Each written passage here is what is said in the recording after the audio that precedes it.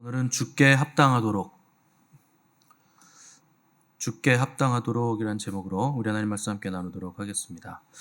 어제부터 우리는 골로새 교회를 향한 바울의 기도를 살피고 있는데, 첫 번째 바울의 기도는 9절에서 본 바와 같이 하나님의 뜻을 알기를 원한다는 것, 이게 첫 번째 기도 제목이었습니다. 기독교 신앙에서 아는 것만큼 중요한 게 없습니다. 왜냐하면 올바른 믿음은 그 올바른 지식이 있을 때만 가능하기 때문에, 바른 지식 없이 믿는다는 건 방향 없이 달려나가는 폭주 자동차 같은 거예요. 그래서 여기 부딪히고 저기 부딪히면서 사고를 내기 때문에 어디로 가야 되는가 하는 올바른 지식이 있어야 올바른 믿음을 가질 수 있는 거죠. 근데 성경에 하필 지식은 교만하게 한다 이렇게 써있기 때문에 그리스도인들이 굉장히 많은 분들이 반지성주의에 빠지시는데, 마땅히 알아야 할 것을 모르는 게 문제지 아는 것 때문에 문제가 되지는 않습니다. 바른 알면 크게 문제가 되지 않아요. 근데 모르면서 아는 척하는 게 문제죠. 잘못 알고 있으면서 내가 알고 있다고 착각하는 거, 이게 심각한 문제지. 올바른 지식, 올바른 알면 믿음에 있어서는 필수적이죠. 그래서 지식이 없이는 믿음이 생길 수 없습니다. 믿음이 없어도 지식은 가질 수 있어요. 그러니까 지식이 바탕이 돼야 된다는 거예요. 그래서 기독교 신앙과 믿음의 결국은 구원인데, 영생이라고 부르죠. 영생도 결국 아는 겁니다. 유일하신 하나님과 그의 보내신 자 예수 그리스도를 아는 게 영생이기 때문에 아는 거, 그 지식, 이거 굉장히 중요한 거예요. 그래서 기독교 신앙에 있어서 지식의 중요성 강조하고 또 강조해도 지나침이 없는데, 특별히 사도 바울이 알기 원하는 것은 하나님의 뜻을 알아야 된다. 그걸 알기를 원한다는 겁니다. 두 번째 사도 바울의 기도의 내용이 오늘 본문에 나오는데, 10절 상반절 보시면 주께 합당하게 행하여 범사에 기쁘시게 하기를 원한다 하는 것이 두 번째 기도 제목입니다. 합당하다는 헬라어가 일치하다라는 뜻이에요. 그러니까 주께 일치하기를 원한다 하는 뜻인 거죠. 주님께서 의로우신 것처럼 너희도 의롭기를 원하고, 주께서 거룩하신 것처럼 거룩한 삶을 추구하고, 주님이 사랑하신 것처럼 우리 또한 사랑을 추구할 때 그것이 주님께 일치하는 합당한 삶이라 하는 겁니다. 그럼 도대체 언제 그렇게 살아야 되는가? 바울이 원하는 건 범사에라고 전제를 달고 있어요. 범사라는 건 모든 순간입니다. 그 안에 기쁨도 있고 슬픔도 있고 아픔도 있고 고통도 있고 높음도 있고 낮음도 있고 무거운 것도 있고 가벼운 것도 있죠.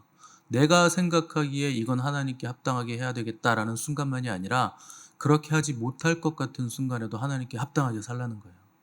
내가 취사 선택하지 말라는 겁니다. 그러니까 범사란 건 모든 순간, 모든 일 다 들어가 있는 거죠. 인간의 생사화복이 들어있는 모든 순간에 주 앞에서 합당하게, 주께 일치하게 판단하고 선택하라 하는 것이죠. 이런 구절 보면 부담스럽죠. 어떻게 사람이 항상 주께 합당하고 일치하게 사는가? 바울이 말하는 건 완전성, 완벽함을 얘기하는 게 아니고 방향성 얘기하는 겁니다. 믿음이라는 건 결국 방향성이고, 회개라는 것도 방향성이에요. 하나님을 등지고 가던 삶에서 하나님을 바라보는 삶으로 방향을 바꾸는 거. 그래서 그쪽을 향해서 계속 나아가는 거. 그러니까 오늘 찬송처럼 이 세상 내가 살 동안에 주께로 날마다 더 가까이. 1cm라도 1mm라도 주님께로 가라는 거예요. 그러다 보면 가까워집니다. 토끼와 거북이 있잖아요. 빨리 가는 게 능사가 아닙니다. 매일매일 그냥 하는 거예요. 그래서 방향성을 주님께로 향하고 날마다 세상 사는 동안 오늘 1mm라도 갔으면 어제보다 오늘 더 간 겁니다. 그렇게 가라는 거예요. 삶의 방향성을 주님께로 바라보는 방향성으로 바꾸라는 거죠. 근데 우리는 주님을 의식하기보다 사람이 몸을 가지고 있기 때문에 가장 먼저 의식되는 게 자기 몸이에요. 그래서 내가 몸이 편하기를 원하죠. 그래서 좀 더 자자, 좀 더 눕자, 이런 걸 자꾸 선택하는데요. 가장 먼저 사람이 의식하는 건 자기 몸이고, 그 다음에 의식되는 건 다른 사람이죠. 내 몸이 의식된다는 걸 자의식이라 그럽니다. 그리고 다른 사람을 의식하는 걸 소속감이라 그래요. 사람은 이 땅에서 살면서 가장 중요하게 여기는 거 이거 두 가지예요. 하나는 자의식, 하나는 소속감. 자의식이라는 건 내가 기분이 좋다 나쁘다, 오늘 즐겁다 행복하다, 이게 자의식이고, 소속감이라는 건 저놈이 이랬다더라 저랬다더라, 이렇게 얘기하는 게 소속감입니다. 자의식하고 소속감은 서로 충돌하죠. 자의식이 강한 사람은 소속감이 약합니다. 그래서 내가 강하고 나를 주장하는 사람은 공동체성이 굉장히 약하죠. 오히려 그런 사람이 있으면 공동체성이 깨집니다. 그래서 늘 얘기할 때 다른 사람 얘기하는데 근데 나는이라고 하는 사람 있죠. 그 사람 자의식 강한 사람이에요. 다른 사람 얘기하는데 나는이 왜 나옵니까? 나 감기 걸렸어 그러는데 나도 지난주에 감기 걸렸는데 아직도 남았어. 뭐 어쩌자고요. 나 아프다는데. 그래서 뭐 자기 무용담 얘기하는 거예요. 그게 습관적이에요. 자기가 강화된 사람은요 늘 뭐 얘기하면 나 기준으로 얘기하는 거예요. 누가 아프다 그러면 나도 아팠다 그러고 누가 맛있는 거 먹었다 그러면 나는 그거 맛없다 그러고 싸우자는 거잖아요. 그거는 늘 자의식이 강한 사람은 내 얘기를 합니다. 소속감이 강한 사람은 다른 사람 얘기를 들어줘요. 그게 소속감이에요. 그래서 교회에서도 자의식 강한 사람은 아무리 열심히 일을 해도 그 자의식으로 했기 때문에 그 공동체 다 깨뜨립니다. 소속감을 다 깨뜨리는 거예요. 그 불안하게 만들고 소속감을 약화시키죠. 왜 그러냐? 자기 잘난 맛에 움직였잖아요. 내가 잘나지고 다른 사람은 못 나졌잖아요. 그 소속감이 깨지는 거죠. 그 성경 백독해도 소용없고 신학 공부 열심히 해가지고 그 일생 하나 따기도 힘들다는 박사학위 100개를 따셔도 자의식을 강화시키는 사람은요 자기 잘난 맛에 살기 때문에 그 하나님께 한 개도 영광이 되지 않습니다. 그래서 뭐 우리 아들 서울대 가서 하나님께 영광 돌리게 해주세요. 우리 아들 미국 가서 박사학위 따서 성공해서 하나님께 영광 돌리게 해주세요. 그거 다 거짓말이에요. 자기 아들 잘 되기 바라는 거지 뭐 하나님 영광이 거기 어디 있습니까? 하나님이 언제 아들 뭐 학교 들어가는 걸로 영광 받으시겠다고 하신 적도 없고 박사학위 딴 걸로 영광 받으시겠다고 하신 적도 없고 우리 집 사업 성공하고 떵떵거리고 살아서 영광 받으시겠다고 하신 적이 없는데 전부 다 자기들이 잘 되고 싶은 거예요. 그런 걸로 하나님께 영광 돌리겠다는 거 전부 다 자의식이죠. 구원하고 생명과는 아무 관계 없다는 뜻입니다. 자의식은. 많이 배웠다는 건 뭐라 그랬습니까? 생각만 많아진 거예요. 그걸로 생명 못 만들어요. 세상 지식만 늘어난 거기 때문에 오히려 번민이 많죠. 그러니까 여러분 많이 배웠다고 의시되는 사람 그거 뭐 부러워하거나 거기에 눌릴 거 없습니다. 아유, 저 양반은 번민이 많겠구나. 그렇게 생각하시면 정확해요. 박사학위 막 따갖고 해외에서 박사학위 따갖고 들어오시는 분들이요. 목회자들이요. 자리가 없어요. 박사학위 따면 뭐 목회할 자리가 있을 줄 알았죠. 줄 섰어요. 박사학위 딴 사람들. 그러니까 저처럼 박사학위도 없이 목회하는 사람이 얼마나 훌륭합니까? 제가 훌륭한 게 아니에요. 하나님만 붙들면 하나님이 해주시는 거예요. 그거는. 그 왜 박사학위를 따가지고 목회를 하려고 그럽니까? 그 한국교회를 망친 대표 주자들이요. 전부 다 박사학위 가지고 있는 사람들이에요. 그러니까 목회 경력은 없고 학위만 따갖고 들어와서 그 한국교회 성도들도 무지한 거예요. 왜 후임 목회자를 뽑는데 설교를 듣고 뽑습니까? 설교 한 편 잘하면 뭐 훌륭한 거예요? 그걸로 어떻게 합니까 그 사람은? 그게 진짜 무식한 거예요. 저도요 뭐 학위 있고 설교 듣는다 그러면요 얼마든지 취업할 수 있겠어요. 학위만 따면. 그렇게 해서 그 사람의 영성을 어떻게 알며 그 사람이 어떤 삶을 살아왔는지 그 사람의 삶의 궤적을 설교 한 편으로 어떻게 압니까? 한 번 아니면 두 번 아니면 세 번 정도 들을 건데 그걸로 알 수 없어요. 근데 성도들은요 자의식이 충만한 거예요. 우리 목사님이 이왕이면 박사학위 있는 목사면 좋겠는 거죠. 그러니까 학위 있고 설교 잘하는 것 같으면 저분 괜찮다. 그래갖고 교회가 다 망한 거예요. 1세대 목사님들은 나무 뿌리 뽑고 밤새 철야해가면서 강단에서 자면서 교회를 세웠는데 2세대 목사들은 박사학위 알량한 거 그거 가지고 들어와가지고 목회하다 보니까 교회가 전부 자의식이 충만한 거죠. 그래서 교회가 자꾸 한국교회가 무너진 겁니다. 성경은요 그 철학과 박사학위 이런 걸 뭐라고 부르냐면 초등학문이라고 불러요. 바울은 그걸 초등학문이라고 부르는 거예요. 결론도 못 내는 그 학문 많이 배웠다고 뭘 의수됩니까? 그러니까 목사들도 정신 나간 사람들은요 주일 예배 시간에 박사학위 가운 입고 설교합니다. 그럼 박사학위 가운 뭔지 아세요? 여기 세 줄 있는 거 팔에 이렇게 줄 3개 있는 거 있죠? 이게 박사학위예요. 2개 있으면 석사학위고. 그러니까 3줄 있는 가운 딱 입고 나와가지고 예배 시간에 그러고 설교한다. 그거 왜 입습니까? 나 박사란 얘기예요. 뭐 척척 박사예요? 만물 박사예요? 그 왜 입고 나와서 설교합니까? 그게요, 예배 시간에 하나님을 높이고 하나님만 극진히 경배하는 예배 시간에 자기 박사학위 가운 입고 나오는 거 정신 나간 거예요. 그걸 예배라고 드립니까? 목사가? 제가 박사학위가 없어서 이런 말 드리는 건 아닙니다. 그러니까 여러분, 많이 배우고 강의 듣거나 책을 많이 보고 공부 많이 했다는 건 생각만 들어온 거예요. 생각은 의식이 아닙니다. 생각은 둥둥 떠다니는 거예요. 이 사람이 이러면 이런 거 같고 저 사람이 저러면 저런 거 같잖아요. 그게 생각의 실체예요. 둥둥 떠다니다 지옥까지 가는 거. 의식이라는 건 구조화됐다는 뜻이에요. 생각은 의식이 아닙니다. 노하우가 있어 저 사람이, 이런 말 있죠. 우리 목사님은 노하우가 있어. 영적인 걸 뭐 얘기하면 이렇게 상담하고 기도를 해주면 이렇게 해서 이렇게 해결이 돼. 그 노하우가 있다는 거예요. 그게 뭔지 아세요? 의식화됐다는 거예요. 그 사람은. 의식이라는 건 해봤다는 거예요. 움직였다는 뜻입니다. 그러니까 생각은 의식이 아니에요. 생각은 떠다니는 거지. 그래서 노하우라는 건 얼마나 실제적으로 체험을 했고 그 체험을 통해서 얼마나 구조화되고 의식화됐는가. 이게 노하우죠. 생각과 의식이 얼만큼 차이가 있는지 예를 들어 볼게요. 여러분들이 음란한 생각을 하잖아요. 생각만 있는 거예요, 그거는. 근데 그걸 내가 피 흘리기까지 싸워서 하나님 의식으로, 하나님 생각으로 씻어내면 돼요, 생각은. 근데 음란한 생각하던 걸 행위를 하잖아요. 그건 구조화된 거예요. 그걸 의식화됐다라고 하는 겁니다. 움직였잖아요. 그게 의식이에요. 생각은 다른 생각으로 씻어낼 수 있는데, 그래서 이 사람 말 들으면 이런 거 같았다가 또 저 사람 말 들으면 저런 거 같잖아요. 이 생각이 다른 생각으로 씻어진 거예요.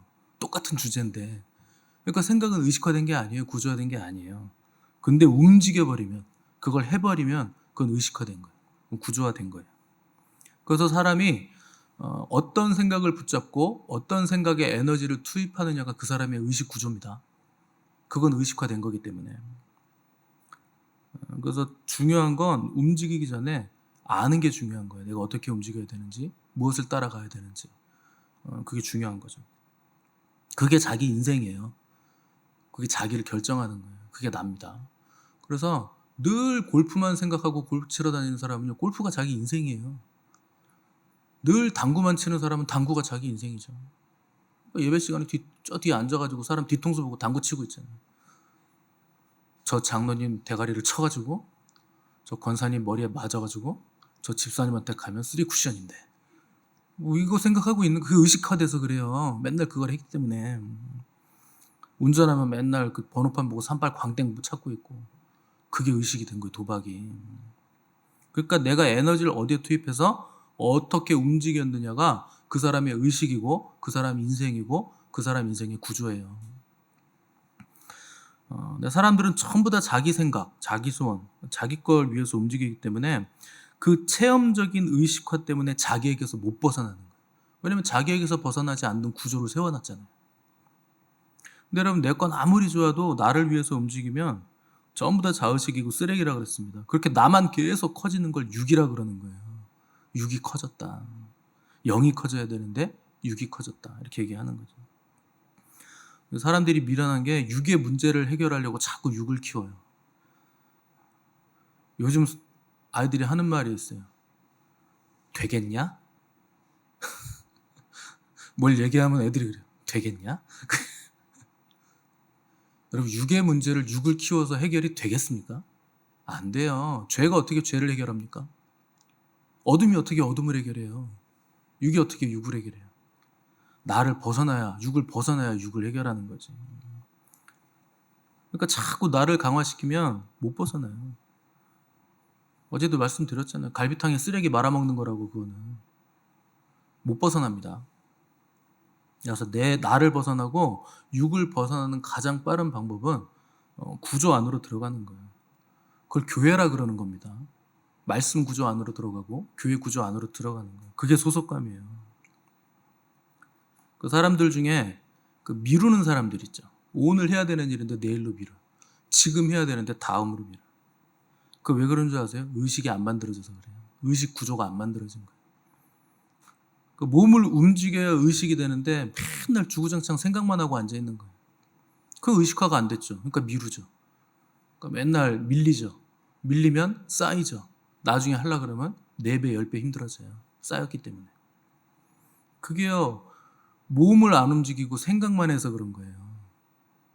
의식화가 안 되고 구조화가 안 됐으니까.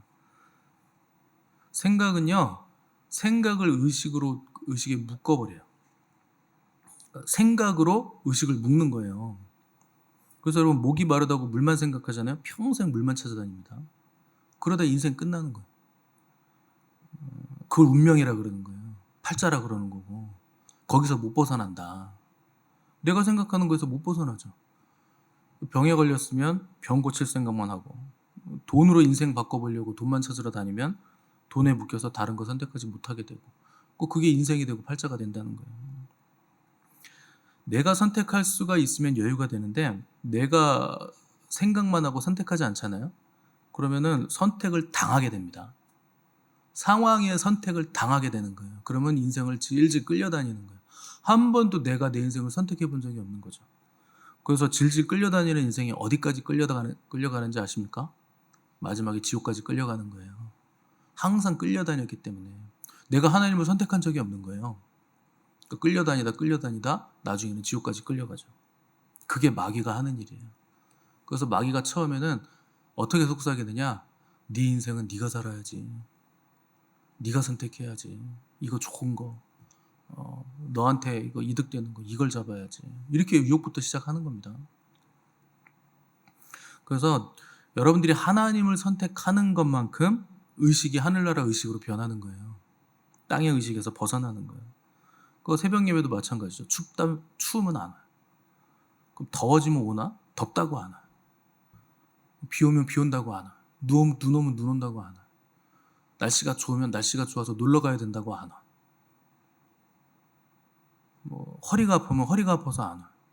머리가 아프면 머리가 아파서 안 와. 손가락이 아프면 손가락이 아파서 안 와. 온 데가 다 아픈데? 원래 아파요, 사람은. 안 아픈 사람, 여기 안 아픈 사람 한번 손 들어보세요. 그거 뭐 젊은 거죠. 뭐. 나이 들면 다 아파요. 당연한 말씀, 너무 지당하신 말씀. 그게 안 올 이유가 됩니까? 제가 그래서 항상 그러잖아요. 기어서라도 올 수 있으면 와라. 근데 제가 기어서 오시는 분 한 번도 못 봤어요. 다 걸어와요. 뛰어오거나. 왜 뛰어오는 줄 아세요?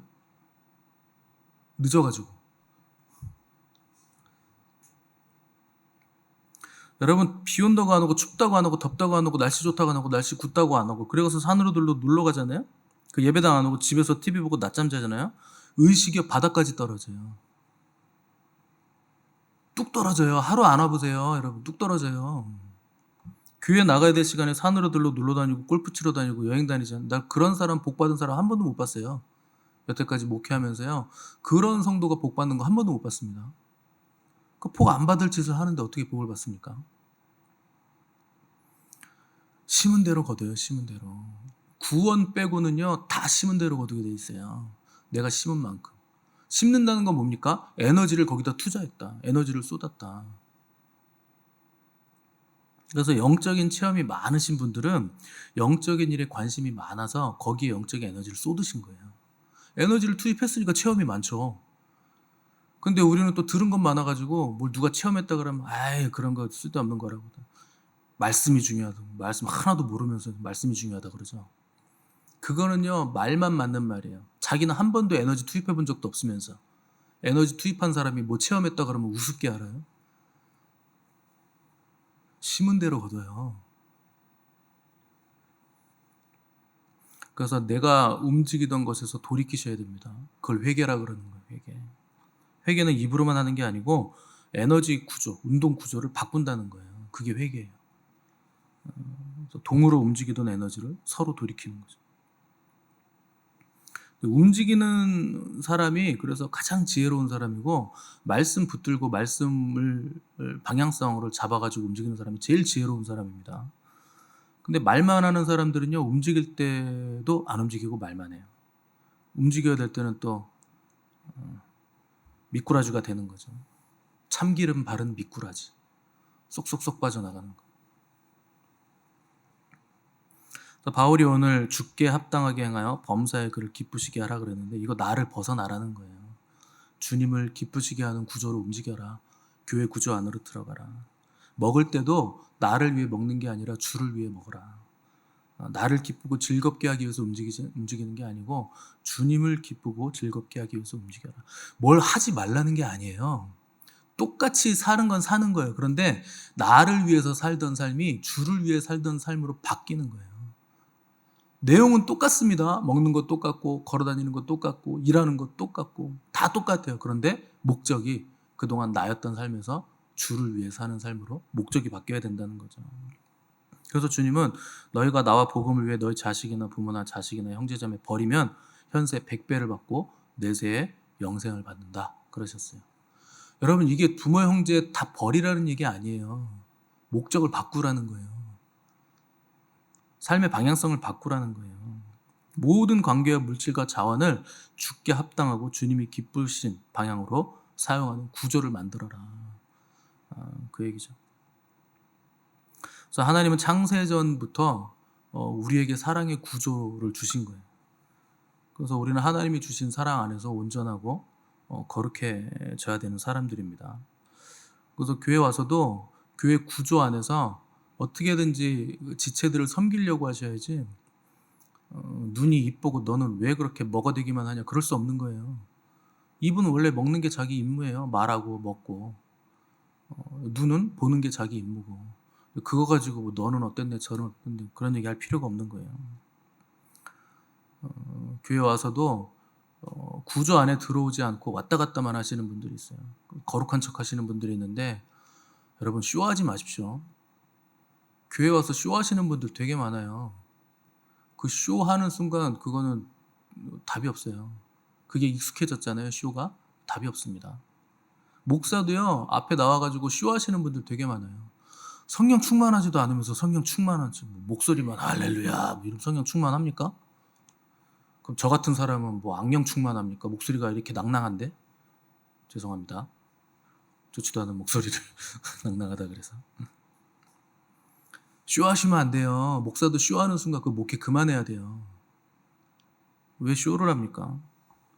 자기를 쳐서 복종시키고 어떻게든지 하나님과 친밀해지려고 금식을 해서라도 하나님께 가까이 가셔야지. 왜 가까운 척, 성령 충만한 척, 거룩한 척 그거 왜 합니까?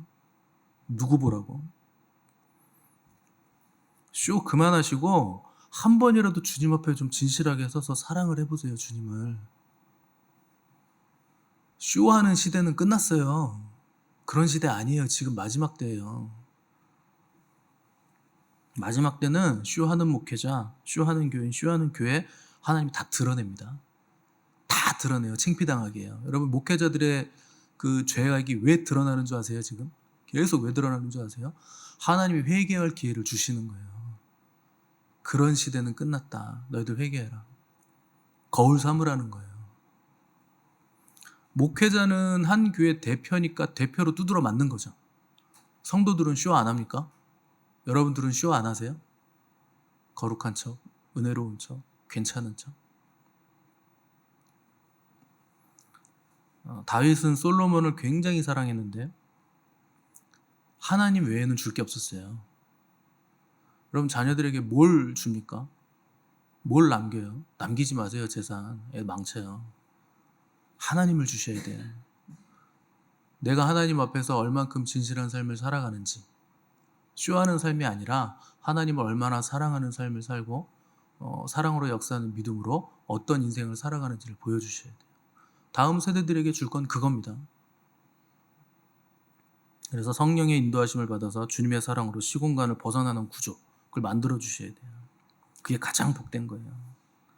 그래서 바울의 첫 번째 기도는 하나님을 알라, 하나님의 뜻을 알라는 거였고 두 번째 기도는 뜻을 알았으면 그 뜻에 맞게 그분 앞에서 합당한 삶을 살아라.